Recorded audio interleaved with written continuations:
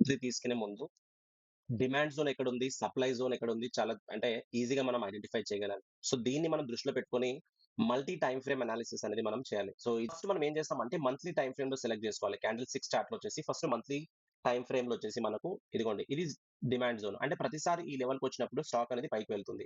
And higher లెవెల్‌లో గనుక చూసుకున్నట్లయితే ఈ జోన్ వచ్చేసి మనకు సప్లై జోన్. అంటే ఇది ఒక రెసిస్టెన్స్ లాగా యాక్ట్ అవుతుంది. ఇక్కడ నుండి ప్రైస్ అనేది పడుతుంది.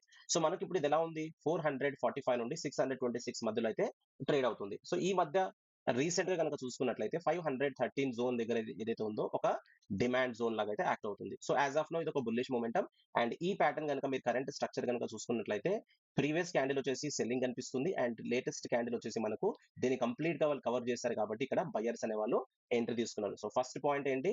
ఇప్పుడు ఇది బుల్లిష్ మొమెంటంలో ఉంది. సో, వీక్లీ టైమ్ ఫ్రేమ్‌లో ఇప్పుడు చూసుకున్నట్లయితే మనం ఆల్రెడీ మంత్లీలో డ్రా చేసాము. మంత్లీ టైమ్ ఫ్రేమ్‌లో వచ్చేసి సప్లై జోన్ ఇక్కడ ఉంది.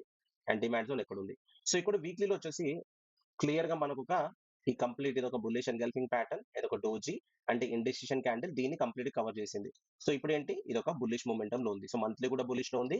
అండ్ వీక్లీ కూడా బుల్లిష్‌లో ఉంది. ఒకవేళ ఇది పైకి గనక వచ్చినట్లయితే ఇప్పుడు ఇదిగోండి ఈ జోన్ ఉంది కదా! ఇక్కడి వరకు వచ్చే అవకాశం అయితే ఉంటది. ఈ జోన్ వరకు 581 వరకు వచ్చే అవకాశం అయితే ఉంటది. సో, డైలీ టైమ్ ఫ్రేమ్‌లోకి ఇప్పుడు స్విచ్ అవుదాం. సో, టైమ్ ఫ్రేమ్‌లో ఎలా ఉంది?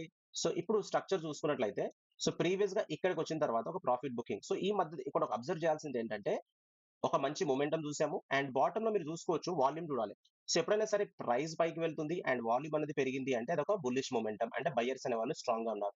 మళ్ళీ ఇక్కడ చూడండి ఎప్పుడైతే ఇక్కడ 2 బ్యాక్ టు బ్యాక్ 500 నుండి 540కి వెళ్ళిన తర్వాత ఒక ప్రాఫిట్ బుకింగ్ చిన్న కరెక్షన్ ఉంది. అండ్ తర్వాత ఇప్పుడు రీసెంట్ క్యాండిల్ గనుక చూస్తే ఈ క్యాండిల్ ఏదైతే ఉందో దాన్ని బ్రేక్‌ఔట్ ఇస్తూ పైకి వెళ్ళింది. అంటే దీని పైన క్లోజ్ అయింది విత్ వాల్యూమ్. అంటే ఇదొక మంచి బయర్స్ అనేవాళ్ళు క్లియర్‌గా దీనిలో ఆహ్, బయర్స్ అనేవాళ్ళు స్ట్రాంగ్‌గా ఉన్నారు. సో, ఇప్పుడు మండే రోజు వచ్చేసి మనకు ఇదిగోండి ఈ జోన్ దగ్గరకొచ్చినంత ఇక్కడి వరకు ఏంటంటే వచ్చే అవకాశం ఉంటుంది. ఇది గనక బ్రేక్‌ఔట్ వస్తే ఇదిగోండి ఇక్కడి వరకొస్తుంది. సో, అప్రాక్సిమేట్‌లీ మనకు 580 వరకొస్తుంది. And then 600.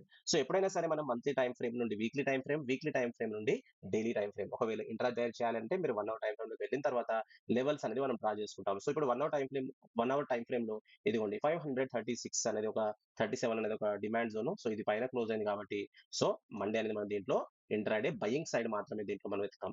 ఎప్పుడైతే మనకి ఇదిగోండి దీని బిలో గనక క్లోజ్ అవుతుందో, ఎప్పుడైతే మనకు ఈ జోన్ 537 15 మినిట్స్ క్యాండిల్‌లో క్లోజ్ అయినప్పుడు మన యొక్క టార్గెట్ వచ్చేసి 524 వరకు ఉంటుంది. ఇది గనక క్లోజ్ అవుతే 500 వరకు వచ్చే అవకాశం అయితే ఉంటుంది. సో, ఈ విధంగా మంత్లీ నుంచి వీక్లీ, వీక్లీ నుంచి డైలీ టైమ్ ఫ్రేమ్‌లో అయితే పెట్టుకొని మనము సప్లై అండ్ డిమాండ్ జోన్స్ అయితే డ్రా చేయడం జరుగుతుంది. ఒకవేళ మీకు నచ్చితే లైక్ అండ్ సబ్స్క్రైబ్, షేర్ చేయండి. So, thank you so much for watching.